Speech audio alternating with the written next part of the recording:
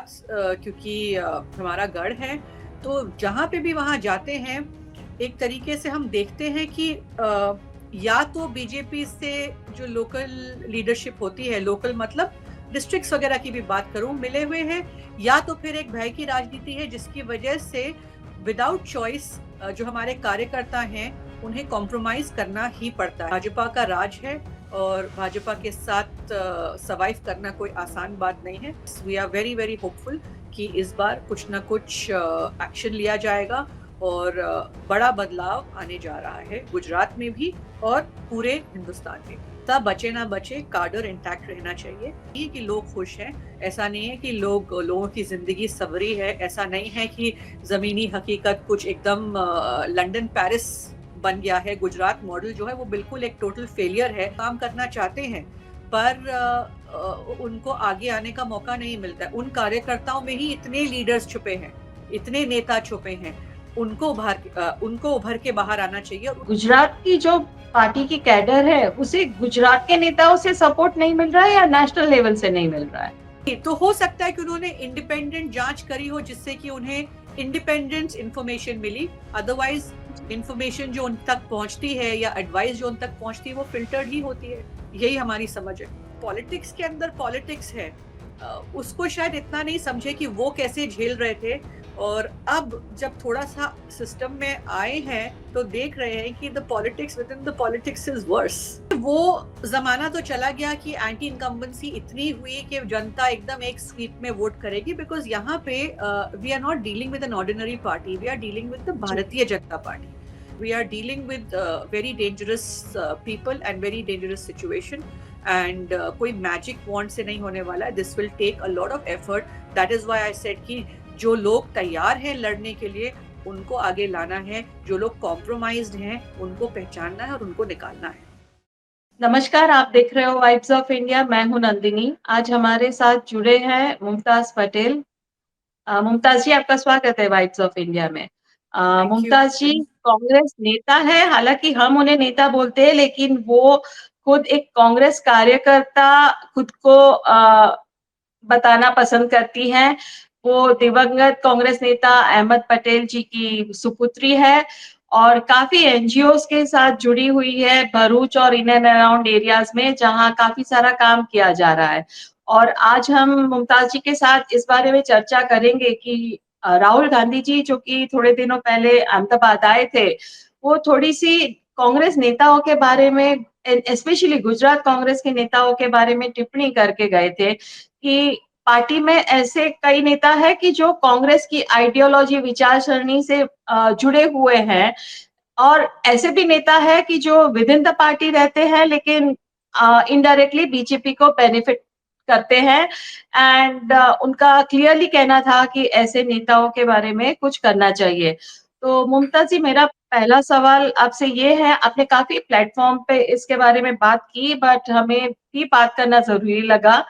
पहला सवाल ये है कि जब आपने सुना कि राहुल गांधी ने ऐसा बयान दिया, I mean he spoke in front of the Congress workers, आपका फर्स्ट रिएक्शन क्या था तब?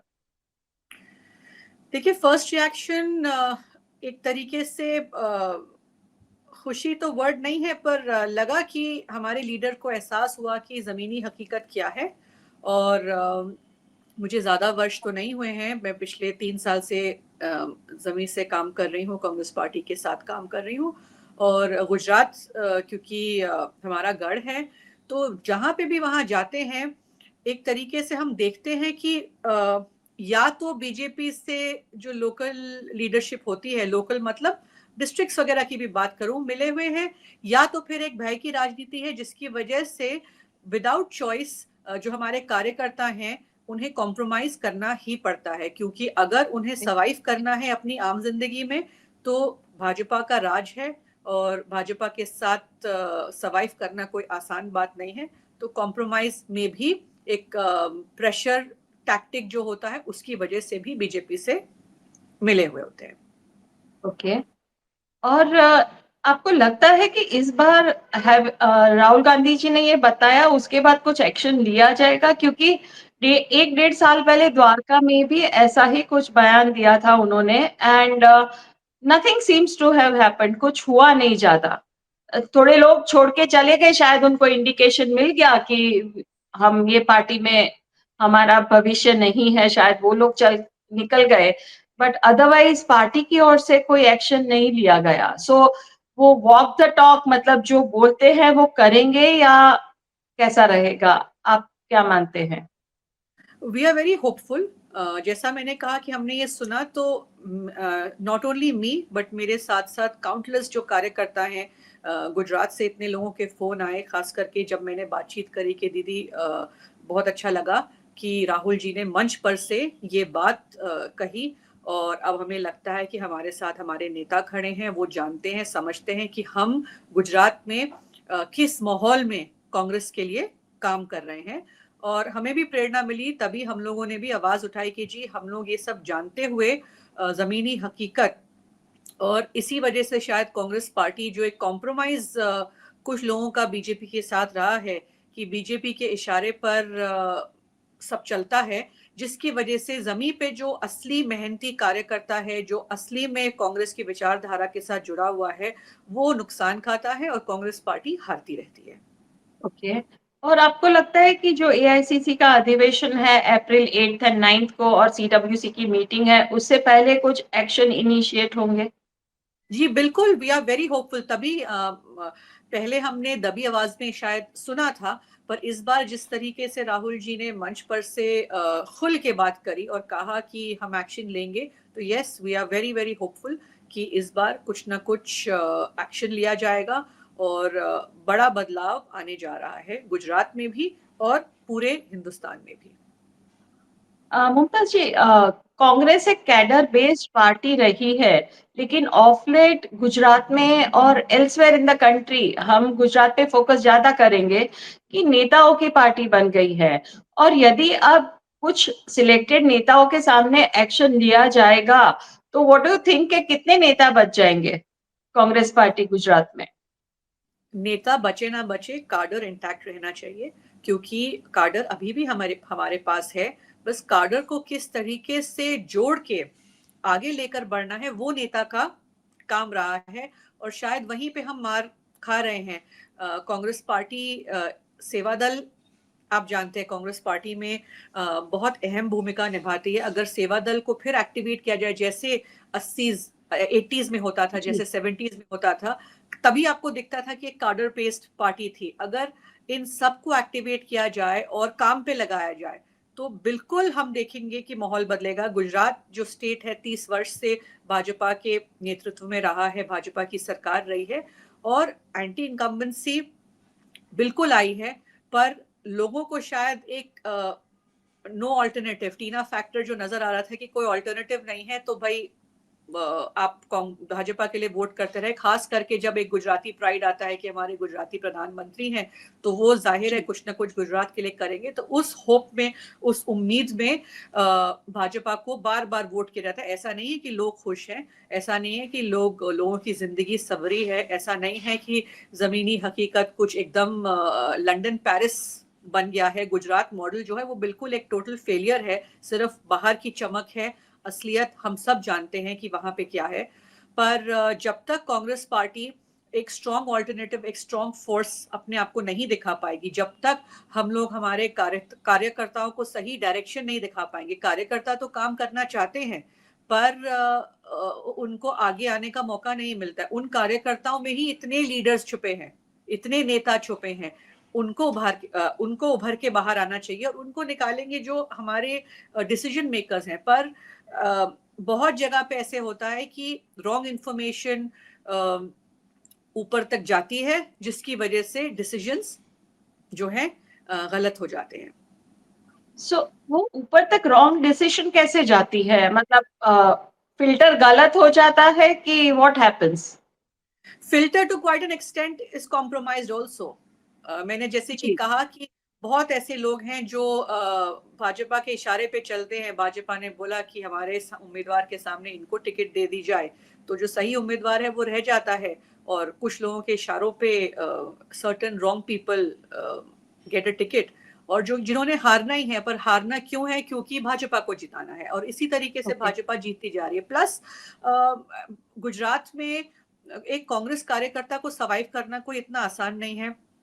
आप जमीनी हकीकत अगर देखें तो पुलिस भी भाजपा की है, शासन प्रशासन सब भाजपा का है। आप कहीं भी करेक्ट। जाएंगे आपको पंचायत से लेकर, तालुका से लेकर, जिला से लेकर, डिस्ट्रिक्ट से जी। लेकर, फिर कॉन्स्टिट्यूंसी जितनी भी है, मतलब सब जगह भाजपा का ही रूल है, भाजपा के ही लोग हैं। तो एक आम कांग्रेस कार्यकर्ता जो गांव का है, जो जमीन से जुड़ा हुआ है, जो लोगों से जुड़ा हुआ है, वो किस तरीके से खुलकर कांग्रेस की बात भी आके रखेगा? और जब तक उसको ऊपर के नेताओं का समर्थन नहीं मिलेगा तो उसमें भी हिम्मत नहीं आती है। पर जो ये राहुल जी ने कहा, उससे बहुत लोगों को प्रेरणा मिली है और लोग उम्मीद में हैं। जो लोग हार हार के भी कांग्रेस के साथ आजादी के दिनों से अब तक वो और उनके परिवार जुड़े रहे हैं, जो साथ में हैं, वो उम्मीद में बैठे हैं अब कि कुछ बड़ा बदलाव होने जा रहा है। और गुजरात की जो पार्टी की कैडर है, उसे गुजरात के नेताओं से सपोर्ट नहीं मिल रहा है या नेशनल लेवल से नहीं मिल रहा है?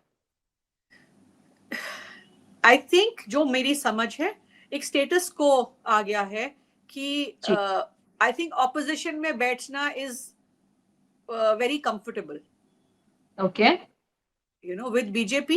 I think sitting in the opposition, because जो डिसीजन मेकिंग लेवल पे बैठे हुए हैं या जो पावर के साथ बैठे हुए हैं, they are in a very comfortable position because they are in the opposition, but उनके पास सारा पावर है। और शायद उतनी मेहनत एज अ पार्टी हम लोग नहीं कर पा रहे हैं कि हम इन डेप्थ माइक्रो प्लानिंग कर सके जिस तरह से भाजपा करती है, कि हम सही नीचे से लेकर ऊपर तक सही सही कैंडिडेट चुन पाए, उनको सही समर्थन दे पाए, उनको सही गाइडेंस दे पाए, सही डायरेक्शन दे पाए कि वो चुनाव जीत के आ सके। तो यहाँ पे ओके। एक मैंने कहा एक कैजुअल अप्रोच आ गया है, एक स्टेटस को आ गया है, और उसी चीज को बदलना। अगर राहुल जी ने कहा कि 2027 में गुजरात जीतना है, आपने देखा था 2017 में हम बहुत पास आ गए थे सरकार बनाते बनाते गुजरात जी। में, लेकिन वो मोमेंटम शायद नहीं होल्ड कर पाए, और आपने 2022 में सबसे बुरा परिणाम देखा कांग्रेस परफॉर्मेंस। के लिए। जी। मतलब हिस्ट्री ऑफ गुजरात असेंबली में आपने सबसे बुरा परिणाम देखा होगा और कांग्रेस अब के तो लिए। 12 ही बज गए हैं। जी जी बिल्कुल। तो क्यों हमारे लोग छोड़ के जा रहे हैं? कुछ चलिए स्वार्थ हो सकता है, बट कुछ शायद नाराज अपनी पार्टी के साथ भी हैं, तो हमें समझना पड़ेगा और सबको सपोर्ट देना पड़ेगा, सबको मौका देना पड़ेगा कि वो अपनी बात खुल के रख सके, और उनकी जो आपत्ति है, उनकी जो परेशानी है, उनकी जो दिक्कतें हैं, उसको रिजॉल्व भी करना पड़ेगा। A lot of patience is needed, a lot of time is needed, and a lot of strong strict action is needed. जी। राहुल जी गुजरात आते रहे हैं, राजकारण में काफी सालों से सक्रिय रहे हैं। सो आपके हिसाब से इतनी ऐसा बयान देने में इतनी देर क्यों हो गई? और अब जो बयान के बाद एक्शन भी ज़रूरी है।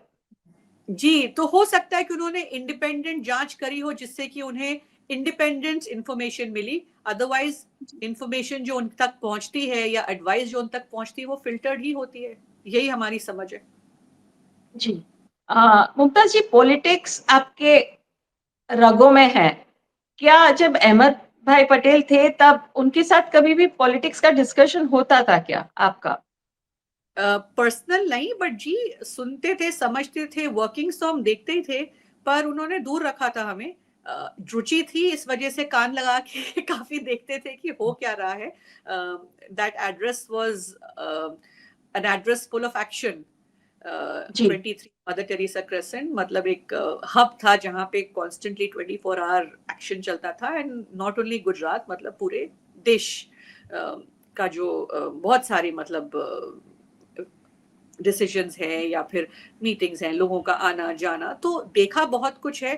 पर जो पॉलिटिक्स के अंदर पॉलिटिक्स है, उसको शायद इतना नहीं समझे कि वो कैसे झेल रहे थे। और अब जब थोड़ा सा सिस्टम में आए हैं तो देख रहे हैं कि the politics within the politics is worse, and okay. That politics is probably eating up our party, ये जो इन फाइटिंग है, ओके। ग्रुपिज्म है, एंड देन एक टॉप से स्ट्रॉन्ग एक्शन नहीं लिया जाता है, टाइमली एक्शन नहीं लिया जाता है, उसकी वजह से आई थिंक पार्टी घुल रही है। सो कभी आपके फादर ने ये बताया था आपको कि वो आपको कांग्रेस में कहाँ देखना चाहते हैं? वो इंटरेस्टेड थे कि आप एक्टिव पॉलिटिक्स में को ज्वाइन करें? नहीं, नॉट एट ऑल, बिकॉज उनको लगता था कि पॉलिटिक्स इज, वो खुद एक चक्रव्यूह में फंसे हुए हैं और उन्होंने कहा यहाँ से निकलना बहुत मुश्किल है, मैं तो गलती से फंस गया हूँ, लेकिन मैं नहीं चाहता हूँ कि you all get involve, because he always felt that it was not an easy place, एक बहुत टफ जर्नी है, एंड उन्हें लगता था कि हमें इसमें नहीं इन्वॉल्व होना चाहिए। उन्होंने हमेशा कहा था सेवा करो, और सेवा करो सोशल वर्क के माध्यम से, पर उनके लिए शायद ये करना आसान था, क्योंकि उनके पास पावर था, वो एक जी। ऐसी पोजीशन में थे कि अगर सोशल वर्क भी करें तो पीछे से बैक एंड बहुत सपोर्ट आता था। अगर हम सिर्फ सोशल वर्क के माध्यम से सेवा करने जाएं तो it is very difficult, and जितनी समझ मेरी है, जो मैंने उनसे सीखी है, politics is also social work. आप राजनीति में आते जी। हैं जनता की, लोगों की सेवा करने के लिए, तो जो भी माध्यम बने, end result should be benefit to the people. जनता तक आपकी मदद पहुंचनी चाहिए, जिसके लिए पावर बहुत जरूरी है। मैंने एक आध इंटरव्यू में सुना था, आपने ऐसा बोला था कि आप एक फ्रीलांस कांग्रेस वर्कर हो, वो कौन सी डेजिग्नेशन है? तो अगर आप अभी मुझे पूछेंगे, जी कांग्रेस पार्टी में जरूर हूं, पर ये इतना जो महत्व दिया जाता है कि आपका पद क्या है, तो मेरे पास कोई जी। पद नहीं है, पर कांग्रेस की विचारधारा से मैं जुड़ी हूँ, कांग्रेस पार्टी में हूँ। I am a proud member of the Indian national Congress, right. And जहां जहां कांग्रेस के पक्ष में बात रखनी हो, या जहां जहां कांग्रेस के लिए मैं कुछ कर सकूं, तो वो मैं करती हूँ। तो I do it as a freelancer for the Congress Party, not because I have a position in the Congress Party. तो मैं ओके। हमेशा यही कहती हूँ, आप क्या करती है, तो मैं बोलती हूँ I freelance for the Congress party. अगर आप मुझे प्रचार में भेजेंगे तो मैं प्रचार में जाऊंगी, अगर आप मुझे किसी मंच पे बोलने के लिए भेजेंगे मैं वहां जाऊंगी, अगर आप मुझे टेलीविजन पे भेजेंगे मैं वहां बोलूंगी। तो जहां जहां मैं कांग्रेस पक्ष में बात रख सकती हूँ, मैं वो करती हूँ। सो अगले 2-3 सालों में आप कांग्रेस में आपको खुद को कहाँ देखती हैं? देखिए, पार्टी जो तय करेगी, और पार्टी को जहां लगेगा कि मेरी जरूरत है, जहां मैं I can contribute positively towards the party, I take that only as a direction. पर जैसा कि मैंने बहुत सारे अपने इंटरव्यूज में भी कहा कि वक्त आ गया है कि पार्टी में अपनी बात नहीं कर रही हूँ, मैं देखती हूँ ऐसे इतने लोग जो इतने टैलेंटेड हैं, और जो इतनी मेहनत करते हैं, बट वर्षों से वो एक ही स्टेटस को में है, क्योंकि उनको कोई ऊपर आने नहीं देता है। और जो लोग जिनका अच्छा नेटवर्क बन जाता है, जिनकी अच्छी कनेक्शन बन जाती है, शायद जो पावरफुल है इन टर्म्स ऑफ फाइनेंसेस, या फिर उनका मतलब एक दबदबा अलग रहता है, चाहे बिल्कुल टैलेंट भी ना हो, तो उन्हें मौका मिल जाता है। तो वक्त आ गया है कि पार्टी चुने, जमीन से लेकर ऊपर तक, कि ऐसे कौन लोग हैं जो एकदम लॉयली, मतलब आपके साथ जुड़े हुए हैं, जो आपकी विचारधारा के साथ जुड़े हुए हैं, और उनमें इतना टैलेंट है कि वो लोगों के बीच में जाके आपका पक्ष सही तरीके से रख सके, लोगों को कन्विंस कर सके कि Congress is your only alternative. ऐसे लोगों ओके। को आपको बाहर लेकर आना है।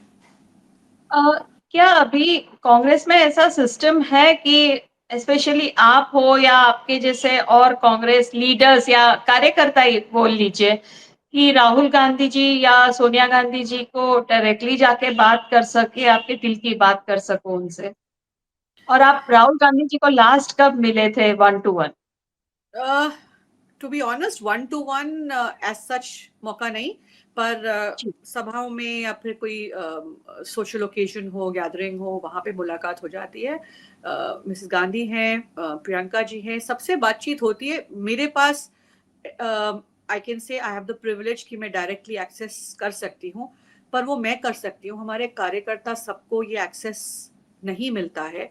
तो जी। उन लोगों को पहचानना, उन लोगों को राहुल जी तक या टॉप लीडरशिप तक पहुंचाना, जो बीच में ब्रिज होते हैं, उनका काम है। राइट। तो वहीं पे ओके। शायद एक सिस्टम डेवलप करना चाहिए कि वो लोग सही लोगों को ऊपर तक पहुंचा सके, सही बात ऊपर तक पहुंचा सके, और right information from the ground पहुंचा सके। उसी की अभी हमारी लड़ाई है, उसी उसी की अभी कांग्रेस पार्टी को जरूरत है। जी। और कमिंग बैक टू जो राहुल गांधी जी ने कई नेताओं के बारे में इशारा किया था, पार्टी में क्या इंटरनली उनके नाम लेना शुरू हो गया है क्या? उनके अलग-अलग लोगों के नाम कि कौन हो सकता है? देखिए, इतनी बड़ी बात कही मंच पे से तो बिना कोई इन्फॉर्मेशन के तो करी नहीं होगी। तो we are hopeful and we are sure that Rahul ji ने होमवर्क अपना प्रॉपर्ली किया है, and now we are waiting to see the action. Okay.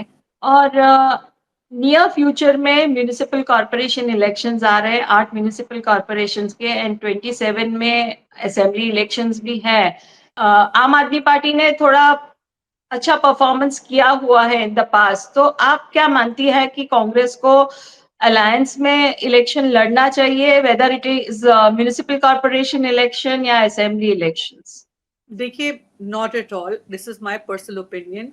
आज जी। नहीं, लोकसभा के वक्त भी कहा था, और शुरू से मैं कहती आई हूँ कि गुजरात में तो बिल्कुल अलायंस नहीं होनी चाहिए।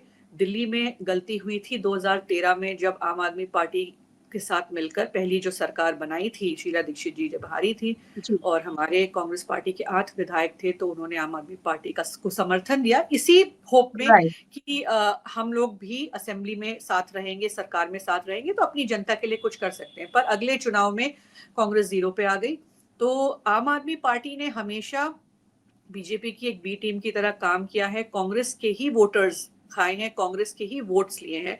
तो why should we do an alliance? Delhi में भी इस वक्त हमारे जरूर जीरो आए, पर अगर हम अलायंस करके इलेक्शन लड़ते और आम आदमी पार्टी ही सरकार बनाती, तो इसमें कांग्रेस कहाँ जाती? धीरे धीरे कांग्रेस का वोट शेयर और कांग्रेस के वोटर तो आम आदमी पार्टी को ही शिफ्ट करते। तो मैंने बहुत वोकली लोकसभा के वक्त भी कहा था, नॉट बिकॉज भरूच की सीट इन्वॉल्व थी, कि आम आदमी पार्टी के साथ गठबंधन होनी ही नहीं चाहिए। और एक तरीके से आम आदमी पार्टी शायद इंडिया गठबंधन में भी नहीं होना चाहिए था, क्योंकि okay. It's a party without ideology. In India alliance में अगर आप टीएमसी को ले ले, समाजवादी को ले ले, जितनी बाकी पार्टीज थी, they all come with a certain ideology. Aam Aadmi party ji. Is a disruptive party. It is okay. It is not a party with ideology, and उसका कोई मैच नहीं करता। और आम आदमी पार्टी ने हमेशा कांग्रेस को बुली करने की कोशिश करी, अलायंस में तो करी है, बट इन्होंने कांग्रेस के अगेंस्ट ही कॉन्स्पिरेसी करके ये पार्टी बनी थी। मैं 2012-13 अन्ना मूवमेंट की बात कर रही हूँ। इन्होंने दिल्ली में हमारी सरकार गिराई, इन्होंने पंजाब में हमारा मैंडेट लिया है, और इन्होंने 2022 का जो गुजरात का चुनाव था, उसमें जो इन्होंने वोट शेयर पाया था 12% आई जी। थिंक, वो या। कांग्रेस का ही वोट शेयर उठाया था। तो फायदा और वो इन्होंने नेशनल हमेशा पार्टी भी बन गई।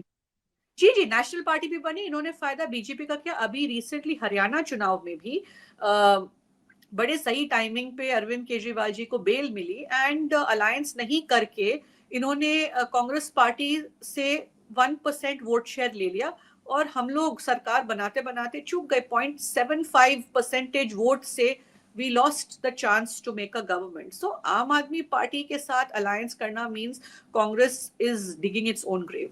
That is my personal opinion, and I think party को ये काफी हद तक समझ आया था, जिस वजह से दिल्ली चुनाव और उसके बाद उन्होंने कहा कि हम कोई गठबंधन नहीं रखेंगे आम आदमी पार्टी के साथ। ओके।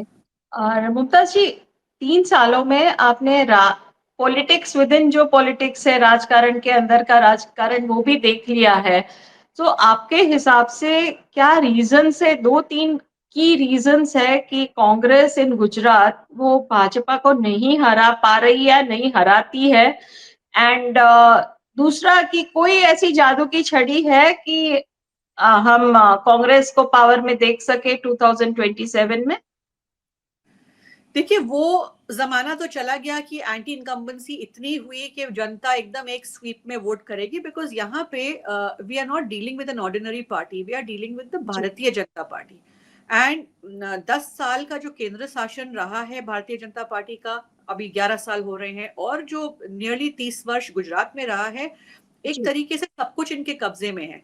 फिर जैसा मैंने कहा, पुलिस प्रशासन, अपने आपके जितने इंस्टीट्यूशंस हैं, अब तो हम लोग आरोप लगा ही रहे कि इलेक्शन कमीशन भी इनके हिसाब से काम करती है। आप इलेक्शन के डेट भाजपा के कन्वीनियंस से करते हैं, आप वोटर लिस्ट भाजपा के कन्वीनियंस से तैयार करते हैं, आप वोट परसेंटेज उस हिसाब से डिक्लेयर करते हैं। मतलब कुछ भी होता है, जो अगर अगर कोई कंप्लेंट भी गई तो decision always goes in favour of the Bharatiya Janata party. Media का वन साइडेड एजेंडा चलता है। Sorry, I don't mean to say everyone, but एक तरीके से जो नैरेटिव चल रहा है वो सब कुछ इन फेवर ऑफ भारतीय जनता पार्टी है, बिकॉज जो मैंने कहा, भय की राजनीति है, fear factor and money factor. पैसा आपके पास है, पावर आपके पास है, और डंडा आपके पास है। तो हम वैसी सिचुएशन में नहीं है कि जनता अगर परेशान भी हो गई तो जनता वन स्वीप में एक जादू की छड़ी चलेगी और कांग्रेस पार्टी जीत के आएगी। नहीं, इसमें कांग्रेस को बहुत मेहनत करना पड़ेगा, कांग्रेस को और अग्रेसिवली लड़ना पड़ेगा, and we have to keep striving and struggling to make people realize कि you are being fooled। एक पट्टी डाल दी गई है लोगों की आंखों पे, क्योंकि हर जगह से एक ही नैरेटिव दिखाया जा रहा है। और दूसरा, जो ये कम्युनल पोलराइजेशन करने की जो बात है, जहां पे धर्म की बात होती है वहां पे लोग इमोशनल हो ही जाते हैं। तो that is something very serious that भारतीय Janata party is playing with, and unfortunately इसमें अगर नुकसान होगा तो सबका नुकसान होने वाला है। As a society, as a collective society, we are all going to suffer and we are all going to fail. But we are dealing with very dangerous people and very dangerous situation, and कोई magic wand से नहीं होने वाला है। This will take a lot of effort. That is why I said कि जो लोग तैयार हैं लड़ने के लिए उनको आगे लाना है, जो लोग कॉम्प्रोमाइज्ड हैं उनको पहचानना है और उनको निकालना है। So Mumtaz ji, thank you vibes of India के साथ जुड़ने के लिए और इतनी अच्छे से चीजों को समझाने के लिए। And going forward we hope कि जो आप बोल रहे हैं वो रियलिटी में ट्रांसलेट हो। राहुल गांधी जी जो बोले हैं, अब एक्शन का समय है, and I think the cadre is looking out for some action from his side. Absolutely, we all are looking up in hope. Thanks a lot. Thank you. Thank you so much.